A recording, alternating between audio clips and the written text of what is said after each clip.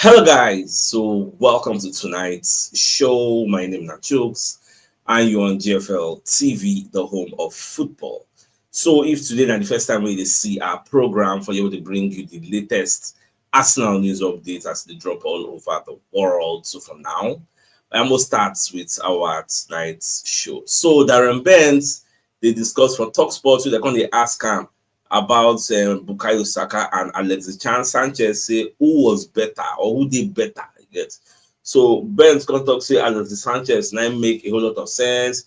It's better than Bukayo Saka. He talk many things. Although because that talk say the reason make many fans not gonna like Alexis Sanchez and because of saying force him way out of Arsenal, go join Manchester United. But coming back to the question of who is better, way than Ben claims say former star was Saka. For me, first of all, before even looking at both of them statistics, for me, I don't even think the comparison is a fair comparison because before Alexis Sanchez come Arsenal, he don't mature. You get, he don't dey play for Udinese, for Syria. He did Bera, he did perform. Now one man riot, he good die before we come bring him here. He play for us. Bukayo Saka, how old is he? How old was Sanchez when he come Arsenal then? How old was he when he left? So Saka still get a whole lot of many years for him to like perform very well. And if you check out the Sanchez career now, just maybe once, now he scored like 24 goals. Only one time, now he passed the 20 goal mark. Because of this argument, I can't go check the statistics of Alexis Sanchez. Go see say he started his career in 2024-2025 season, where he put out 16 goals and 8 assists. Then the next season, 13 goals, 4 assists. The next season, 24 goals, 10 assists. That was like the first time when they crossed the 20 goal mark. He gets. So he played 4 seasons. Then when you look at Bukayo Saka's 10 or Saka they progress. If not for the injury this season, who knows what we could have seen and how old is the boy? And Saka never really play in young game finish because Sanchez, I don't know where they play now. Only God know where they now, but I know say the guy on Shalaski. No be Sanchez ready for since when he just come up for Arsenal and in career no just did the normal way it be. Fit to win other things, so but say in terms of productivity level, really did like that. So for me, I think this analysis or comparison is a bit premature. Then I do me, I say leave Saka to develop. Saka never reach peak. You get Sanchez at Arsenal, he was at his peak. The guy they play, and then make a no lie. We'll get maximum respect for Sanchez that year. If Sanchez no dey for lineup like this, the feeling what would they get? Just be like say if Saka no dey lineup. That's what the feeling be back then. But now with the power of hindsight, you can look back and say, okay, like this. I've been assassin. We don't get from game players who don't enter Arsenal. We don't really represent. Yeah, but that said, if I look at Arsenal, what do I think about this argument they're adding for Talk Sport on who was better? You get because Saka still they play. So when I witness Saka play finish, now when Saka play finish for Arsenal, you can't look to them and say, who was better? You can't be looking at a Saka who never really mature like that. We see the grow. Because for me, that's what I feel. But let me know your own thoughts in the comment section and let me know what you also think. Because this was what Ben said. Oh my goodness, gracious me, you're talking about them both in the top level. I promise you, it's tarnished because of the way he left, but it was different. Sanchez was very different, he said. So that's so it be. Now, away from that, so Rio Ferdinand rates Arsenal's Champions League chances after PSV Eindhoven demolition. Okay, so now what will they see? So Babak on the talk say, in fact, when you check this Champions League, say you no see Arsenal beating like winning the Champions League, even though Arsenal destroyed PSV. Say for him, you know, really see Arsenal winning the competition. You can talk, you say Rio Ferdinand has played down Arsenal's chances of winning the Champions League for the first time this season, claiming Mikel Arteta's side have gone backwards. Okay, this is based on the way we take the struggle this season. Everybody expected us to win the league, and we can't struggle one kind. So it can't be like say we take a step backward. Although if you check the hierarchy of the people we see they be favorites to win this Champions League, say Arsenal be like number 5, gets or like 4th. But when you first mention 4th, when you read the list gone down, because they be 5th. Say I think Arsenal are probably the 4th best team at the Champions League level on that side of the draw. Not even in the competition on the side of the draw. Former Manchester United and England defender Ferdinand was saying this on sense. So you can mention say behind Real Madrid, behind Atletico Madrid, behind Paris Saint-Germain, you get Arsenal 5th. I put Arsenal fifth at the championship level. Mad, isn't it? Yes, because say Arsenal fit win now. See what Babako they talk about for the Champions League. He say, I don't think it's that they can't win it on that Arteta. I just think they've gone further away from where they were the last 2 years because points wise they were almost breaking records and it was Manchester City playing against them. So they've gone backwards from those years. I believe that in that sense. I don't go as far as to say that they couldn't win because of Arteta. I think it's just the recruitment. Say, if you buy like 1 or 2 strikers, add to what we get already. So you go far because Baba talk plenty about Arsenal. Say it no make sense. Say a club like Arsenal, you get, but allow themselves get to a point where they say they're going to use Merino as false 9. You get, like when you get to that kind of place, you're going to say it no make sense. You get, all the two way they talk, Ferdinand, we agree. We know say no really makes sense. That is where we find ourselves, right? So nobody they argue with you. So our solace now, where would they keep solace or hold our head high now and say, okay, well, at the end of this season, we will do the undoable. Buy that striker everybody on the clamor for. Again, don't be a national anthem now. So we are looking at the fact that we can fix the problem now. So moving forward, so Antonio Cassano will be one of the senior man for Italia Serie A.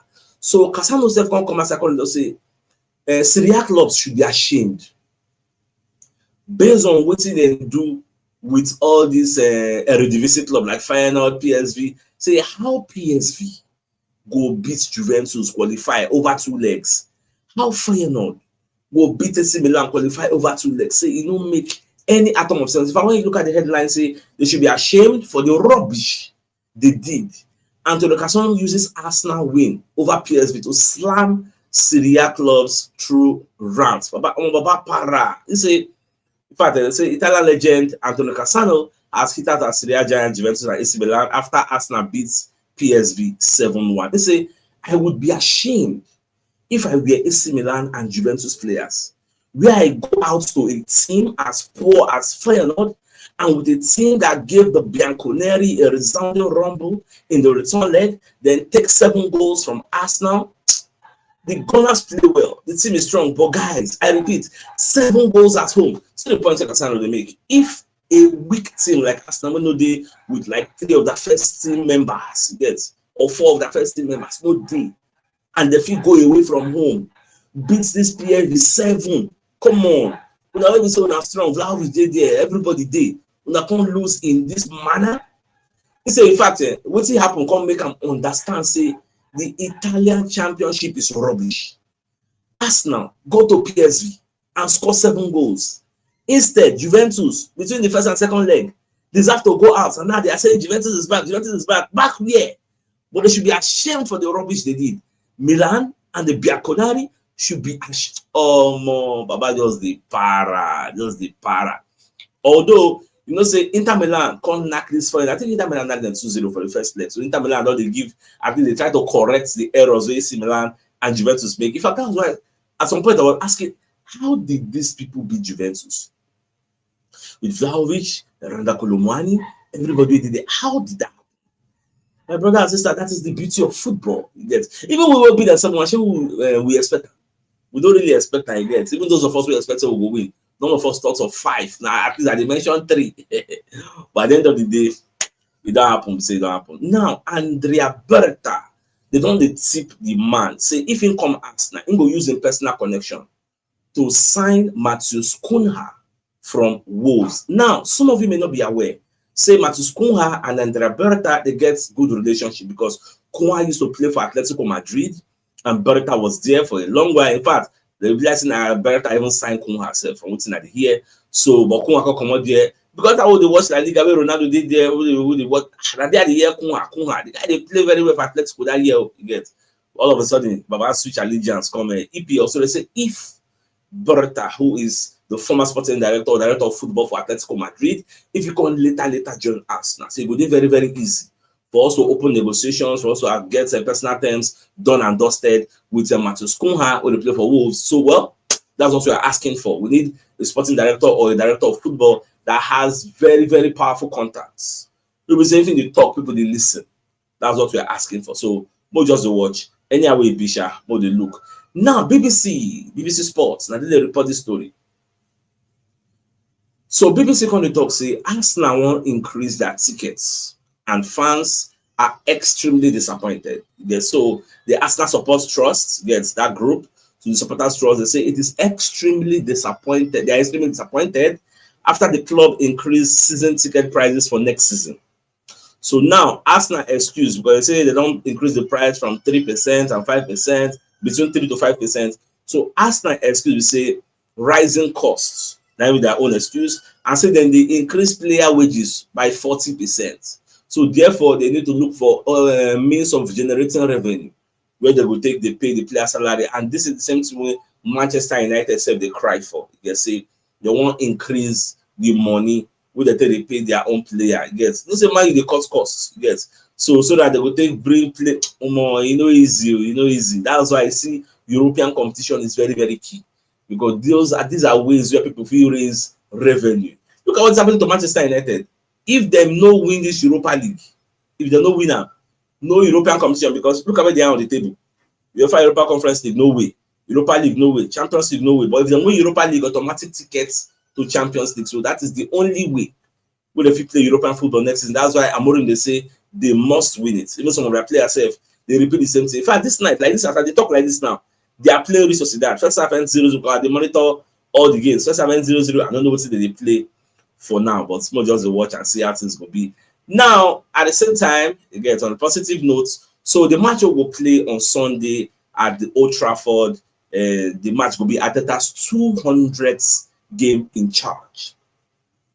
Now, that match will get positive significance for Arsenal.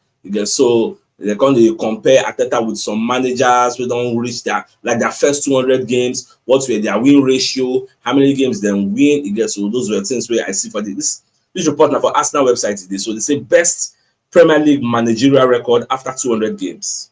These are the managers with the best records. First on the list is Pep Guardiola. Out of 200, the first 200 games he won 146. He has a win ratio of 71%. Followed by Jose Mourinho, Jurgen Klopp, Alex Ferguson, before Mikel Arteta. Mikel Arteta even there ahead of Arsene Wenger. After the first 200 games, Mikel Arteta won 118, having a win ratio of 59.3%. Before Rafa Benitez, Arsene Wenger, Claudio Ranieri, Mauricio Pochettino. Now the main men, after we say they perform well for the first 200 games. Now then be that. Also, that goal we wanted to score against Manchester City when Wine put up the last angle, that goal has been nominated for probably goal of the month. Yes, so they go vote on him. So wish our boy Fitz and win. Now, again, one Manchester United star. We put out a controversial take on social media. Yes, so but back on the talk, that's Tim Howard. So he can defend the Glazers. This news particularly, it not really concern Arsenal, but it gets connotation to other owners. Remember, say the Glazers as in they are not really spending money in Manchester United. Now, Tim Howard going to say the Glazers now then get the club, now then buy them with their money. They should have the right to run the club any way they want to. If they don't want to spend money, they should not spend money. Say fans when they protest ahead of the Arsenal game, say they don't do well. And this is the same thing, the same rhetoric where people like Simon Jordan they talk. Whether they talk, say fans they feel entitled to the money of the owners, that the owners should be investing in the club with reckless abandon anyhow. Just invest. So former Manchester United star Tim Howard has defended the club's unpopular owners, the Glazer family. You get so about the talk say yes, say they can make them run the club as they like. I watched the video. So instead the Glazers own the football, and that in turn is a business. When you spend your billions to own a business, you have the right to run it in any way you want. Former Madrid goalkeeper Tim Howard on the Glazers ownership. For me, now all these kind of people will be pundits. Now then they talk all this way, say if Kroenke the year, people will say, I'm not true. She mean I spend billions to own this club. I should be able to invest or not invest if I like. After all, Kroenke come out and talk say, you know, buy the club to win something. So people like this are not supposed to give their microphone to the talk. This kind of way they talk because it go incite the fans. It go make the fans very, very. Imagine say fans come hear this thing, watch this video before the protest, they go para. And really, what's in talk? It is right in morally, like when you look at it on the surface, it is right because in the point of view of the owners, now my business, I should be able to run it the way I like. Yes, but when you look at another way, Hey, look at them from business point of view, is right, but look at another way. In fact, I don't think it's right morally, because the moral standpoint is to look at the emotions invested by the fans and try to make them happy. That is why before you get an owner into your club, ensure the owner has a soft spot in his heart for that club. That the owner also shares an emotional connection, a bond with that club. That the owner is invested emotionally too. That is the difference between owners and owners. Some owners are supporters, some are not. They are just business oriented. They are just there for the profit making. And number one, people like that, they are the Kroenkes, they are the Glazers, they are the Fenway group. So now, so it just be. So let's move on to a message from one of our sponsors. So Mobile Water Associates and Co Limited, they're into construction services, dredging, canalization, real estate, and shore protection works. They're also into mechanical and fabrication services and procurement services nationwide. So if you want to get in touch with them, if you want to reach out to them, you call them on +234 8064642234, and they're located at number 7, the Kenny Wall Road, Orias, the opposite St. Stephen's Anglican Church. But Harcourt, if interested in any of their services, do reach out to them.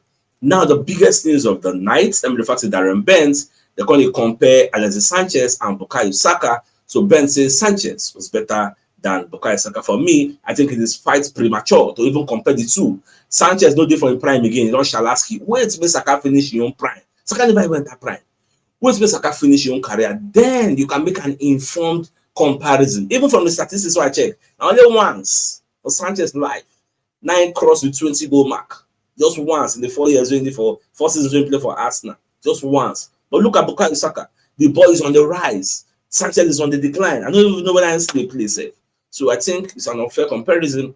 What do you guys think about what Darren Benz is saying? So my dear Arsenal lovers, I think it's a fine place for us to call the show and end. So I come your way tomorrow morning. Till then, thanks for tuning in. Enjoy the rest of your night. And a good night. I'm gonna get out. All right, guys.